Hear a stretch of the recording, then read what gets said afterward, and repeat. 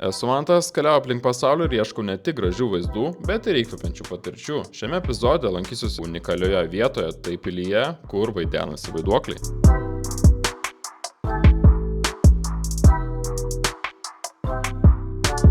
Sveiki, šiandien su jumis sveikinuosi iš Šenono, Airijoje. Skrydis iki čia kainuoja tik 50 €, na kažkas nerealaus. Ir čia nėra kažkokia neįdomi vieta. Visai prie pat čia yra pati lankomiausia Airijos vieta. Bet šio viso epizodo tikslas yra kai kas kito. Lankysimės, visiškai unikalioje vietoje, kur aš niekada gyvenime nesu buvęs. Tai yra pati apsėsčiausia pilis visoje Europoje, gal net ir pasaulyje. Net nežinau, ko tikėtis iki šio epizodo, nes netikėjau vaiduoklis, bet pamatysim. Gavo mašiną. Kas tikrai Airijoje negąsdina, tai kainos kol kas. Tai mašiną išsinuomoti su paprastu draudimu kainuoja tik 25 €. Tai tikrai labai nedaug. Ir, kaip ir sakiau, kainos negąsdina, tikėkimės vaiduoklį irgi toj pilį neišgąsdins ir važiuojam apsižiūrėti, kas gero yra šitoje Airijos dalyje.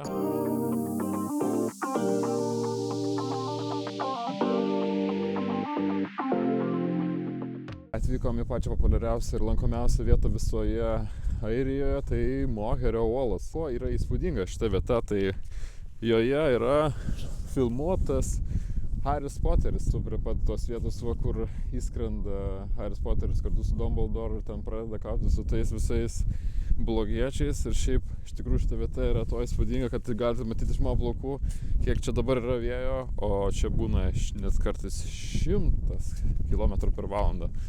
Dabar tikrai tiek nėra, gal koks 20 maksimum. Truputėlį pradėjo smarkiau lyti ir iš karto, matot, neaugtis pradeda, ne tai kad neaugtis, atsiranda toksai rūkas ant šitų uolų ir realiai būtent tokių metų laikų kaip šiandien, kur yra jau beveik visiškai žiema, tu niekada negali žinot, kaip šitas uolas atrodo. Šiandien tikrai visai neblogai sekas, nors lyja beveik visą dieną. Praėjo tik tai kokios 5 minutės ir viskas. Visiškai pasikeitė klimatas ir lyja dabar. Tiesiog žiauriai lyja, dabar net matot į veidą, į kamerą, į visur ir, aš net nežinau. Jeigu iš pat pradžio būtų buvo toks oras, tai būčiau sakęs, gal nevertėjo čia atvykti, bet aš jau matau, kad už kokių vėl 5 minučių bus tikrai vėl saulė. Ir šita vieta tuo ir įspūdinga. Lipsim dabar tokiais laiptukais čia į pilį, kur prieš tai rodžiau lauke. Šiaip, dabar, kadangi labai lyt pradėjo, tai visi pradėjo slėptis čia. Pažiūrėsim, kaip atrodo nuo aukščiau. Tai neblogas ir vaizdas čia nuo viršaus.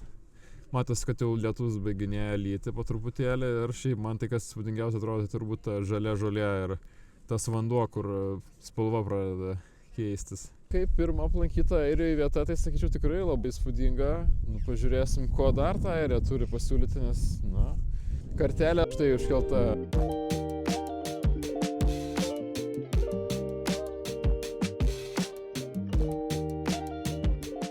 Ką tik iš Galvų išvažiavom ir prie pat yra dar vienas įspūdingas objektas Airijoje, tai pats didžiausias stalaktitas visoje Europoje. Bandysim leistis į labai gilų urvą ir pabandysim pamatyti tą didžiulį stalaktitą. Leidžiamės dabar gilyn į šitą požemį.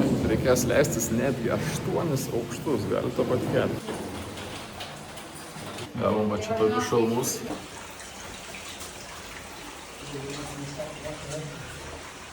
Čia reikia pasilenkus ir atsitūpus gerokai eiti, gerai, kad tas šalmas yra duotas.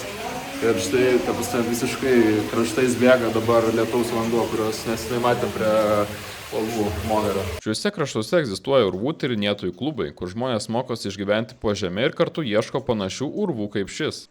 Štai tas rekordininkas. Jis sveria 10 tonų, įsivaizduojat, 10 tonų. Ir jis yra 3. didžiausias pasaulyje, pats didžiausias Europoje. Neįtikėtinai atrodo, iš tikrųjų, labai didelis. Čia toli gražu ne vien urvai atrodo gražiai. Ir miestai laikosi savo šarmo. Kas mane nustebino labiausiai, tai viduramžių pilių gausa. Airijoje yra vertinama 30 000 pilių ir jų griuvėsių. Jos visos skirtingos, kiekviena unikali su savo papročiais. Pavyzdžiui, kai kuriuose lankytojai bučiuoja įsikišusi akmenį pro pilies šoną. Kitose lankytojai palieka raštelius su norais ar palinkėjimais specialiuose nišose sienose. Tikime, kad pilies dvasias juos išpildys. O dienos pabaigoje viską vainikuoja Airijos pabų kultūra. Laikomės dabar tradiciškai airiškoje vietoje. Kaip žinot, pabų kultūra čia yra didelė ir bandysim čia tikrą tradicinį maistą. Kaip žiūrėjau, kokių tradicinių patiekalų yra, tai yra realiai fish and chips, bet jeigu žiūrėjot mano praeitus epizodus, jau Naujojoje Zelandijoje bandžiau fish and chips. Šį kartą bandysiu kitą dalyką, tai yra jautiena. Ir jinai yra troškinta raudonom staute, tai yra toks tamsus alus ir čia yra populiarus dalykas. Ir nu kągi, bandom. Tai čia tokia kaip mėsa atrodo lyg plėšyta būtų, jinai iš karto tiesiog krenta. O bandysiu paimti daugiau padažo. Labai skanu. Iš tikrųjų, iš karto tirpsta burnoje. Čia yra dar tokių kaip grybų. Labai panašus į voverušas, galbūt taip ir yra. Ir na ką, aš dabar pamačiau, kad labai populiaru yra daryti visokias receptų knygas. Tai manau, kad šitas patiekalas mano receptų knygoje tikrai patektų. Dar pavyko sudalyvauti ir Kalėdų eglutės įžiebime, kuris vyko tiesiog per tragišką orą, buvo paskelbtas net potvynio pavojus. Nepaisant to, miestas buvo pilnas žmonių ir tai nekiek netrukdė kalėdiniam karnavalui. O kai pamačiau man mojantį juokdarį, supratau, kad laikas keltis į rytojų. Ankstyvas rytas Airijoje ir keliamės šiandien aplankyti tą, tikrai labai išskirtinį objektą. Tai aš tikiuosi, kad neužnaktinėjo vakar vaiduokliai labai smarkiai ir šiandien jie bus pasiruošę nuo ankstyvo ryto pasirodyti. Tikėkime, kad vakar naktį nereikėjo daug trankyti indų ir daužyti durų.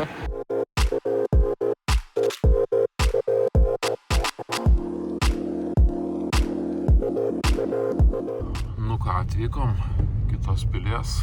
Tai ta apsėsta pilis, kuri yra buvusi daugybėje ir serialų, ir filmų. Eisim tuoj pat į tą siaubingą pilį. Čia kodėl nevadinasi Lyb šuolio pilim, dėl to, kad du broliai šoko nuo uolų ir buvo taip susitarta, kad kuris išgyvens, tas taps klano vadovu. Ir čia yra O'Brienų klano pilis. Dabar jinai priklauso tokiam šonui, kurį tuoj pat aplankysim. Aš su juos susitaręs aplankysiu šitą pilį. Tai ką, einam į vidų.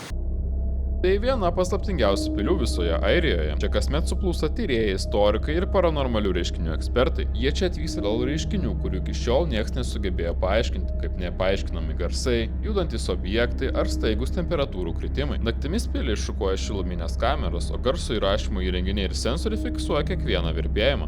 O čia tai toks kampelis, kaip iš tikro siaubo filmo, galima pasakyti. O šiandien kaip tyčia elektra yra dingus. Pilis gal yra airiška, bet yra tailandietiškų kažkokių motyvų. Dabar einam į viršų, į tą krūvinąją kaip koplyčią ir dar va prožektorius. Visiška tamsa, neveikia elektra, kaip tyčia atrodo. Ir einant dabar iš viso šitam laiptais, netgi toks garsas kažkoks yra keistas iš tikrųjų. Bet čia gal aš tikiuosi vėjo ošimas, čia turbūt ne vaiduokliai. Dabar čia visiškai tamsoj ir, pasižiūrėkit, kokių čia lėlyčių yra, ta prasme. Čia tai tikrai primena kažkokį siaubo filmą. Nėra šiaip labai jauku ir, jeigu būtų filmas kažkoks siaubo, tai dabar reikėtų turbūt eiti per šitas duris vienam ir ten turbūt kažką aš rašiau. Man tai įdomu, kaip manot, kam šitie, čia turbūt užuolaidom, aš tikiuosi. Čia netgi štai tas harpa, tradicinis instrumentas, kietai atrodo, šiaip niekada nesu matęs šitai partį. Net paskambinti. Čia yra labai daug mitų ir legendų apie ten tą pilis. Viena iš tų legendų yra tai susijusi su šita ledinė, kuri yra raudona suknia. Ir sakoma, kad jinai vaidenas iki šios dienos šitoje vietoje, jinai būna su durklu ir dažniausiai tiesiog šluoja grindis. Jinai vaidenasi dėl to, kad jinai buvo čia įkalinta, pagimdė vaiką, tą vaiką nužudė šitos vietos savininkai. Galiausiai jinai pati nusižudė, nes išsielvarto. Sakau, kad dažniausiai šitoje vietoje vaidenasi tai yra tokios dvi mergaitės, kurios gyveno dvi sesės. Ir buvo tokia situacija, kad viena sesė nukrito iš vieno iš balkono esančio šitoje pilyje ir kita sesė jos iki šiandien vis dar ieško ir yra toks lyg šliaužimo garsas dėl to, kad ta mergaitė suluošinta buvo ir sako, kad vis dar galima girdėti naktimis čia jos verksmus ir šliaužimus. Dar kas tikrai baisiai atrodo, tai va štai šitas paveikslas. Ir čia matosi, kad akies nėra.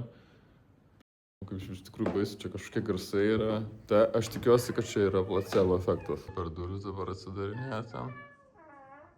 Kaip siaubo filme, visiškai jau. Čia tiek daug tų pasakojimų visokių pripasakota, tai dabar baisu net, iš tikrųjų. Nu dabar čia tais laiptais, visokių čia garsų tikrai pilna. Nėra drąsu, ypač dar visiška tamsa. Visokių čia durelių, visokių. Velnio. Stuksentojas. Net vat nagų žymės kažkokias. Kambarėlių yra pilna, čia dabar iš viso kažkokia kaip kajutė, aš nežinau.